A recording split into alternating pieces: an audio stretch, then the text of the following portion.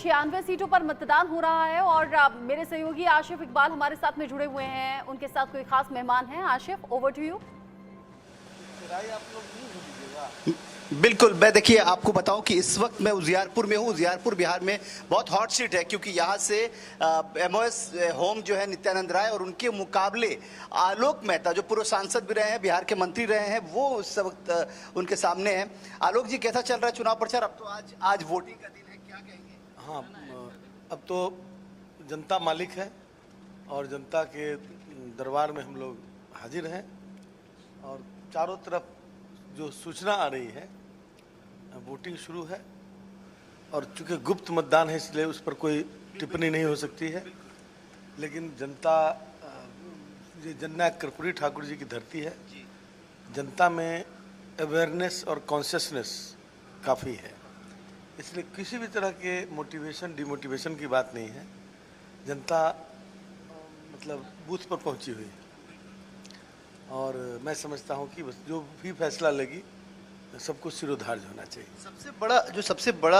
सबसे बड़ी बात होती है आज के दिन में कि जितने ज़्यादा लोग पहुंच सके मतदान केंद्र पे और मतदान का इस्तेमाल कर सके। बार बार इसके लिए अवेयरनेस कैंप भी हम लोगों ने भी चलाया, लगातार आईटीवी नेटवर्क, इंडिया न्यूज़ और न्यूज़ एक्स ने चलाया कि लगातार लोग बाहर निकले और पहले मतदान करें, उसके बाद जलपान करें। तो आपको लगता है कि जितना ज़्यादा मतदान बेहतर है? बेहतर तो है ही, लेकिन जो मतलब जो सरकार की तरफ से जो ये व्यवस्था होनी चाहिए थी कि बूथ से कम से कम दूरी हो, लोगों की सही जगह पर बूथ हो, इस सब में कहीं ना कहीं कमी रह जाती है। और जो डेट्स होते हैं, निकाले जाते हैं कि आप संशोधन के लिए दीजिए, फन्ना के लिए दीजिए, ये उतना हाईलाइटेड नहीं होता है, जिसकी वजह से क्या है कि बहुत सारी चीज़ें छूट जाती हैं। आज मैंने देखा है कि कई जगह से शिकायत आई है कि उन्होंने मुखिया के चुनाव में वोट दिया और अभी उनके लिस्ट से गायब है नाम।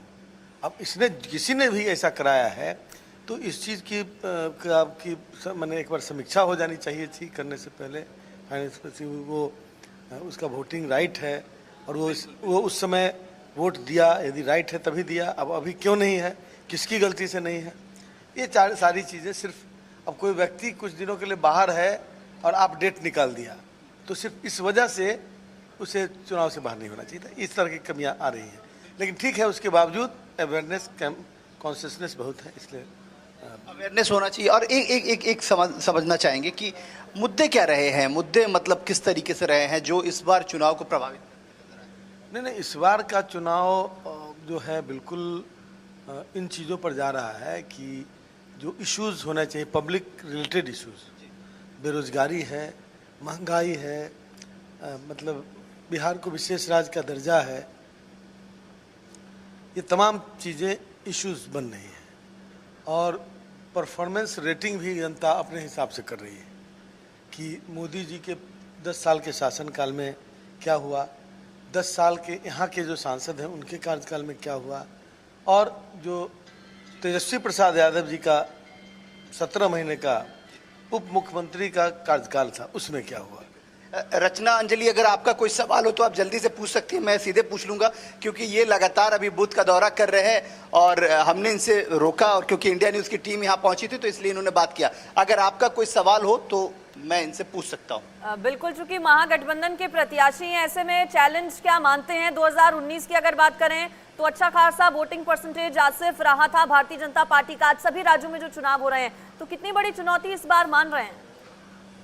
जी बिल्कुल, हमारी एंकर हैं अंजलि और रचना, दोनों हैं। उन लोग का एक सवाल है कि इस बार 2019 के वनिस्पत इस बार वोटिंग परसेंटेज को कितना बड़ा चैलेंज मानते हैं, क्योंकि वोटिंग परसेंटेज और पिछली बार भारतीय जनता पार्टी को बिहार से बहुत ज़्यादा मतलब थम्बिंग मेजॉरिटी मिली थी बिहार से, इस बार किस तरीके से देखते हैं? नहीं, यहाँ पर वोटिंग परसेंटेज मिला जुला के अच्छा ही रहता है और मैं बता रहा हूँ कि जहाँ पे सिर्फ इमोशनल बातों पर वोटिंग होती है वहाँ पर वोटिंग परसेंटेज में बहुत फ्लक्चुएशंस होता है, लेकिन यहाँ पर लोग दिल और दिमाग दोनों के संयोग से और दोनों के समन्वय से वोटिंग करते हैं, इसलिए मैं समझता हूँ कि उसका बहुत ज़्यादा फ्लक्चुएशन यहाँ नहीं होता है। आशिफ, यहाँ अगर 50% इमोशंस की प्लस बात हो रही है तो इनसे वोट पूछ एवरेज लें। रहता है। अभी अभी सोशल अब कहीं मीडिया कहीं पर किसी कारण नीतीश से कुमार बहुत का एक धूप हो वीडियो गई, दिखा है, EVM चुनाव खराब हो प्रचार गया, कर रहे हैं, और कमल का फूल कोई हाथ और में कारण लेकर डिस्टर्बेंस, चुनाव चिन्ह, उसकी लेकिन वजह से मायूस थोड़ा दिख कम रहे जाए हैं, वो अलग निराश बात दिख है। रहे हैं। अदरवाइज